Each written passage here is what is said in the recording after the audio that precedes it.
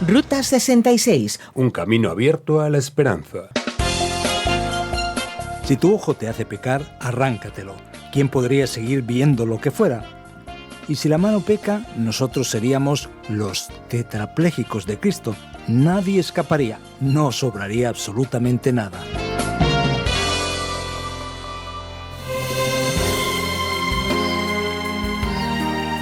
Querido oyente, aquí llega para ti, entero y sin ningún corte, el programa Ruta 66. Una aventura extrema siguiendo los pasos del Maestro de Galilea.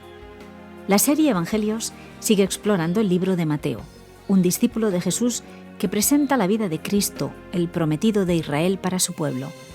Hoy comentamos el capítulo 18, que trae el asunto El que a su hermano da perdón, muestra humildad del corazón. El líder indio Mahatma Gandhi solía decir que el débil jamás perdona y que el perdón es una característica del fuerte. Ese es uno de los misterios del cristianismo. Vamos a conocerlo. Jesús llegó para implantar su reino. El rey mesiánico está dando la instrucción a sus discípulos sobre el reino de los cielos. Cuando pensamos en instrucciones para la implantación del reino, seguramente podríamos tener una expectativa de que el reino se establece mediante la fuerza, el poder, la guerra y la organización militar. Pues no, Jesús, ante la realidad del rechazo de tanta gente a su mensaje, presenta una postura ante la vida que es rara, que es un tanto extraña, una postura que destaca como una de las marcas extraordinarias del cristianismo del Nuevo Testamento. Observa lo que ocurre. Los discípulos, alineados con la mentalidad común de aquel tiempo y también de nuestro tiempo, se acercan a Jesús y preguntan: ¿quién es el mayor en el reino de los cielos? Nos preguntamos, ¿qué están queriendo pensar aquí? ¿Quién es más importante? ¿Quién es el más fuerte? ¿Quién es el más grande? Y Jesús, usando una pedagogía especial, llamó a un niño y lo puso en medio de ellos y dijo: de cierto os digo que si no os volvéis y os hacéis como niños, no entraréis en el reino de los cielos. Así que cualquiera que se humille como este niño, ese es el mayor en el reino de los cielos, y cualquiera que recibe en mi nombre a un niño como este, a mí me recibe. Y cualquiera que haga tropezar a alguno de estos pequeños que creen en mí, mejor le fuera que se le colgase al cuello una piedra de molino de asno y que se le hundiese en lo profundo del mar. Jesús sorprende. Contra la expectativa de que el más grande es el más fuerte y el más poderoso, enseña a sus discípulos a un niño absolutamente tranquilo, dependiente de Dios, sin todas las manías que desarrollamos en nuestra vida, marcada muchas veces por máscaras ligadas a la obsesión por el poder. Aquí Jesús dice que el que no se hace como un niño no puede entrar en el reino de los cielos. El camino es diferente. Es un camino de humildad, de humillación del corazón, y hay de aquel que perjudique a aquellos que actúan como niños, que son los discípulos de Jesús. Hay del mundo, sigue el texto, por los tropiezos, porque es necesario que vengan tropiezos, pero hay de aquel hombre por quien viene el tropiezo. Y entonces Jesús dice duras palabras: si tu mano o tu pie te es ocasión de caer, córtalo y échalo de ti. Mejor te es entrar en la vida cojo o manco, que teniendo 2 manos o 2 pies ser echado en el fuego eterno. Y si tu ojo te es ocasión de caer, sácalo y échalo de ti. Mejor te es entrar con un solo ojo en la vida, que teniendo 2 ojos ser echado en el infierno de fuego. Jesús entonces empieza a hablarnos de esa relación entre la humildad y el negarse a sí mismo. En vez de conseguir el poder a través de la fuerza, el camino de ese reino es un camino de negación. Por lo tanto, si alguna cosa le impide a una persona seguir adecuadamente a este rey, eso necesita combatirse frontalmente, de manera directa, radical y absolutamente decidida. Siguiendo con este pensamiento, las Escrituras nos hablarán todavía un poco más sobre la necesidad de oír las palabras del Rey Jesús. Mirad que no menospreciéis a uno de estos pequeños, dice el versículo 10, porque os digo que sus ángeles en los cielos ven siempre el rostro de mi Padre que está en los cielos, porque el Hijo del Hombre ha venido para salvar lo que se había perdido. ¿Qué os parece? Si un hombre tiene 100 ovejas y se descarría una de ellas, ¿no deja las 99 y va por los montes a buscar la que se había descarriado? Y si acontece que la encuentra, de cierto os digo que se regocija más por aquella que por las 99 que no se descarriaron. Así no es la voluntad de vuestro Padre que está en los cielos que se pierda uno de estos pequeños. En vez de valorar aquello que es importante, que tiene valor según la percepción humana, Dios valora a los pequeños, aquí niños, que son los discípulos verdaderos de Jesús. Y eso es tan importante que Dios muestra que siendo el poderoso y omnisciente, aún así una sola ovejita, un solo perdido, es motivo de atención especial y particular de parte de Dios. Muy bien, esa humildad es la base de todo, pero ¿qué ocurre dentro de la comunidad cristiana, en medio del pueblo de Dios, en medio de las personas del día a día, cuando esta humildad falta en el momento de relacionarse con los demás? Entonces el texto bíblico nos traerá orientación práctica para tal realidad. Dice el texto a partir del versículo 15, si tu hermano peca contra ti, ve y repréndele estando tú y él solos. Si te oyere, has ganado a tu hermano. Mas si no te oyere, toma aún contigo a 1 o 2 para que en boca de 2 o 3 testigos conste toda palabra. Si no los oyere a ellos, dilo a la iglesia. Y si no oyere a la iglesia, tenle por gentil y publicano. De cierto os digo que todo lo que atéis en la tierra será atado en el cielo, y todo lo que desatéis en la tierra será desatado en el cielo. Otra vez os digo que si 2 de vosotros se pusieren de acuerdo en la tierra acerca de cualquier cosa que pidieren, les será hecho por mi Padre que está en los cielos. Porque donde están 2 o 3 congregados en mi nombre, allí estoy yo en medio de ellos. Bueno, mi querido oyente, el que a su hermano da perdón muestra humildad de corazón. No podemos dejar que problemas de convivencia se junten, acumulen y produzcan esa lejanía con nuestro hermano, con nuestro prójimo. Por eso Jesús dice, mira, ve allí, resuelve la situación y haz todo lo que puedas para recuperar a tu hermano. Si no es posible al llegar a la última instancia, esa persona debe ser tratada como un publicano, es decir, dejada de lado. Porque eso tiene un valor muy importante para nuestro Dios. Y aquí vemos también que el asunto del perdón todavía tiene gran importancia en este capítulo de Mateo. Por eso, a partir del versículo 18, vamos a ver que Pedro se acerca a Jesús y quiere saber hasta dónde va esa tolerancia. ¿Cuántas veces debo perdonar a mi hermano? ¿Hasta 7 veces está bien? Vamos a recordar que los judíos consideraban el 7 como un número de perfección, en el sentido de algo completo, total. Jesús entonces va y le contesta algo que deja a Pedro seguramente sobrecogido y pensativo. No te digo hasta 7, sino aún hasta 70 veces 7, es decir, un perdón en realidad ilimitado. Por lo tanto, todavía entendiendo la intención del texto hacia la importancia del perdón, veremos a Jesús diciendo lo siguiente, por lo cual el reino de los cielos es semejante a un rey que quiso hacer cuentas con sus siervos. Y comenzando a hacer cuentas, le fue presentado uno que le debía 10,000 talentos. A este, como no pudo pagar, ordenó su señor venderle y a su mujer e hijos y todo lo que tenía para que se le pagase la deuda. Entonces aquel siervo postrado le suplicaba diciendo, «Señor, ten paciencia conmigo y yo te lo pagaré todo». El señor de aquel siervo, movido a misericordia, le soltó y le perdonó la deuda. ¿Pero qué ocurre a continuación de la historia? Dice así, pero saliendo aquel siervo halló a uno de sus consiervos que le debía 100 denarios.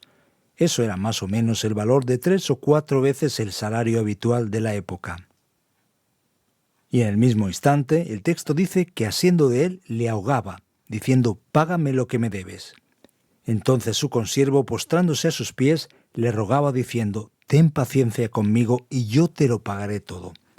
Mas él no quiso, sino fue y le echó en la cárcel hasta que pagase la deuda. Viendo sus consiervos lo que pasaba, se entristecieron mucho y fueron y refirieron a su señor todo lo que había pasado. Entonces llamándole su señor le dijo, «Siervo malvado, toda aquella deuda te perdoné porque me rogaste. ¿No debías tú también tener misericordia de tu consiervo como yo tuve misericordia de ti?» Entonces su señor, enojado, le entregó a los verdugos hasta que pagase todo lo que le debía. Así también mi Padre Celestial hará con vosotros si no perdonáis de todo corazón cada uno a su hermano sus ofensas. Mi querido oyente, la fe cristiana, la fe del Rey Jesús, enfatiza la importancia absoluta del perdón. El que rehúsa perdonar, en realidad, no ha entendido la salvación. Aquí somos muy conscientes de la gran verdad que debe ser procurada y cultivada en nuestra vida. El que a su hermano da perdón muestra humildad de corazón.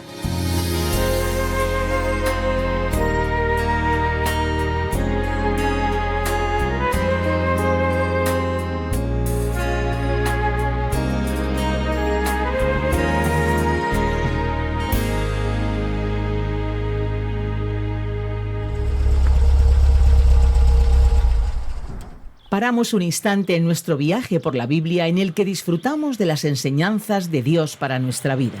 Qué bueno es conocer la Biblia y qué bueno saber que lo podemos hacer de forma muy práctica desde diferentes dispositivos móviles. Es verdad, descargando la aplicación RTM 360 no solamente podemos viajar por la Ruta 66, sino también por muchos otros contenidos de Radio Transmundial. Explora la aplicación RTM 360 y viaja por el mundo a través de programas que hablan de vida y esperanza. No te olvides de seguir nuestra Ruta 66 en las redes sociales.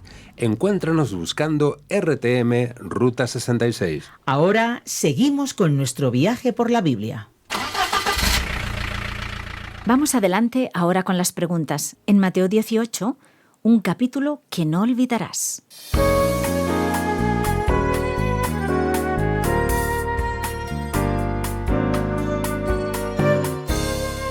Antes necesitamos hacer algunas aclaraciones y responder a ciertas preguntas para que entendamos mejor el texto.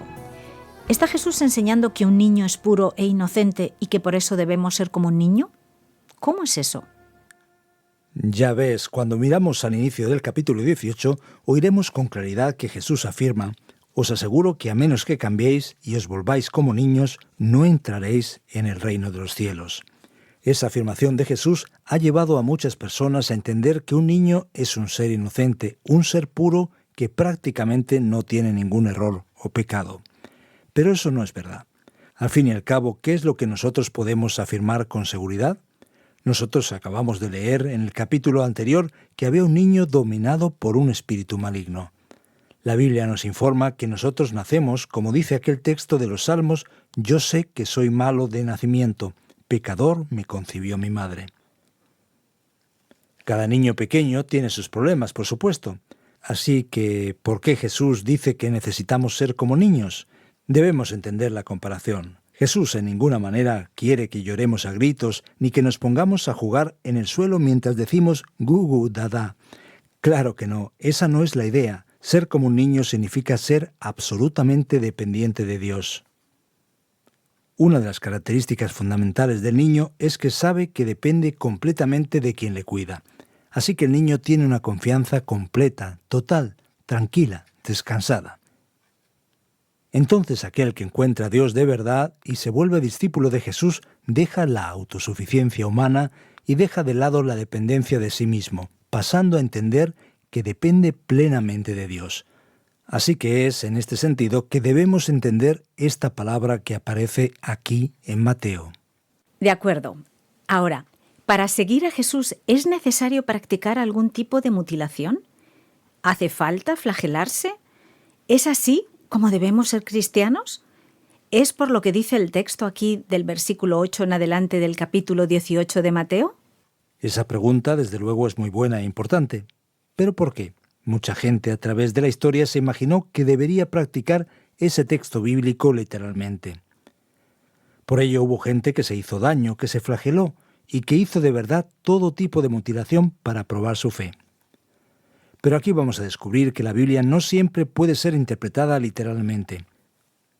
¿Cómo sabemos que ese texto no puede ser literal? En primer lugar, si fuese realmente literal, no sobraría nadie con nada. Si tu ojo te hace pecar, arráncatelo. ¿Quién podrá seguir viendo lo que sea? Y si la mano peca, nosotros seríamos los tetrapléjicos de Cristo. Nadie escaparía. No sobraría absolutamente nada porque las personas seguramente habrían de mutilarse. Y además, mirando la historia de la propia iglesia primitiva, a los discípulos, vemos que ellos no hicieron eso. Así que sabemos que ese texto no es para nada literal. Por lo tanto, es muy importante leer la Biblia y entenderla correctamente.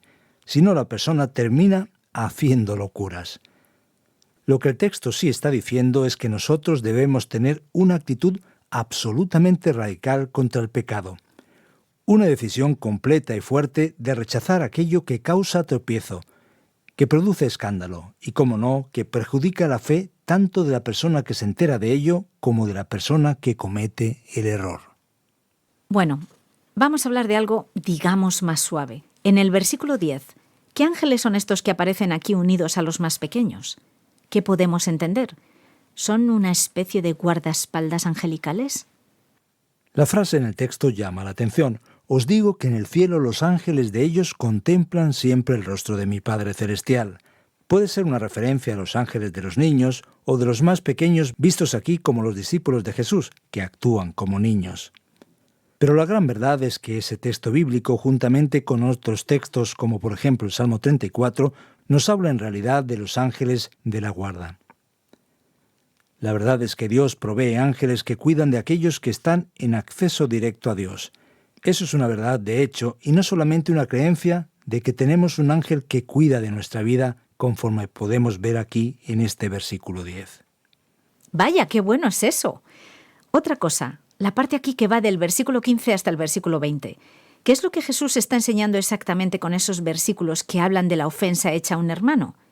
Creo que ese texto le interesa a mucha gente. Y tanto, si preguntáramos aquí a nuestros oyentes de Ruta 66, ¿quién no tiene algún problema con alguien? El problema es que cuando vamos a lidiar con esas cosas no utilizamos la metodología correcta y adecuada. Necesitamos prestar atención a lo que la Biblia nos dice. Por lo tanto, por ejemplo, si alguien nos ofende, nos molesta o nos hace daño, mucha gente dice, ¿sabes? Me da igual.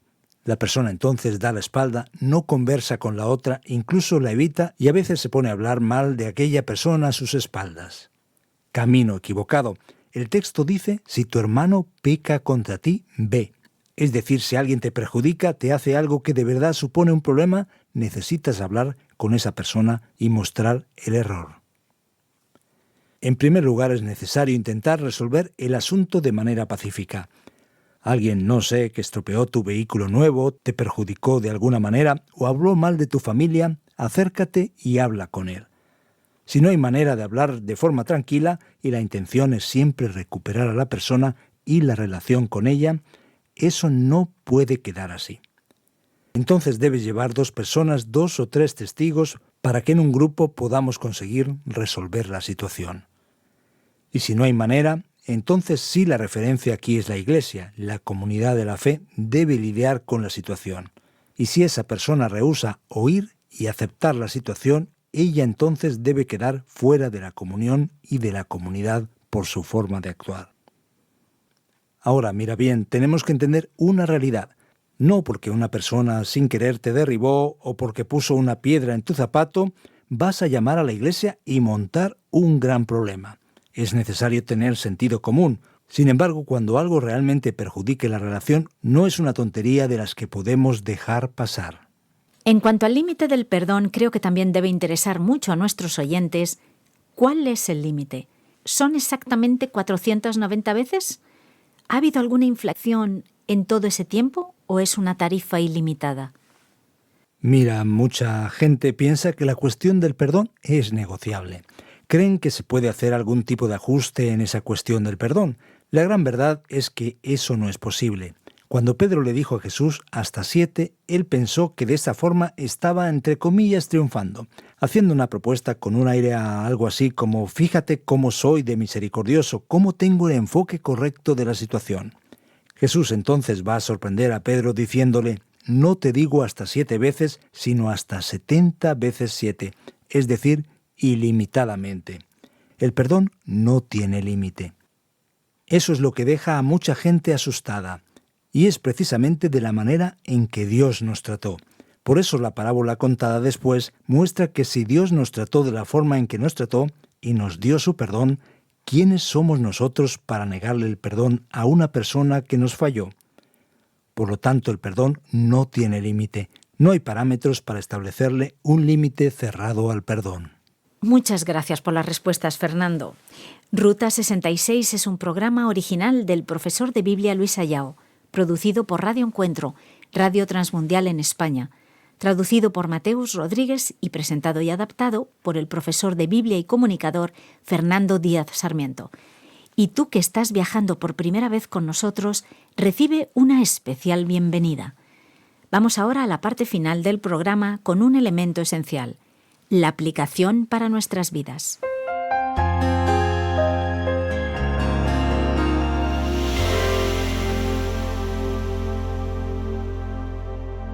En el programa Ruta 66 de hoy hemos descubierto Mateo capítulo 18.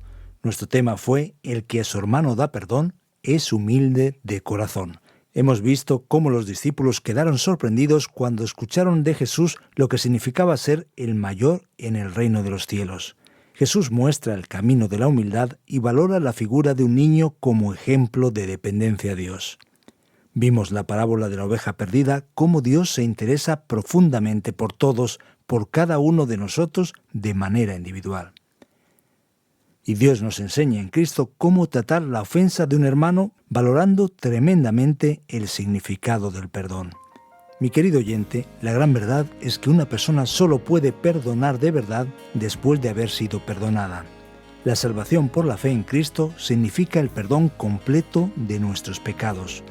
Por lo tanto, cuando eso ocurre, nosotros seguramente tenemos que mostrar nuestra plena disposición en el momento de lidiar con el fallo de nuestro hermano, de nuestro amigo. Cuando alguien te hace daño, el perdón es el camino a seguir. Recuerda, debes saber muy bien y recordar cuál es la gran verdad en cuanto a esta cuestión. El perdón es la marca del genuino cristiano.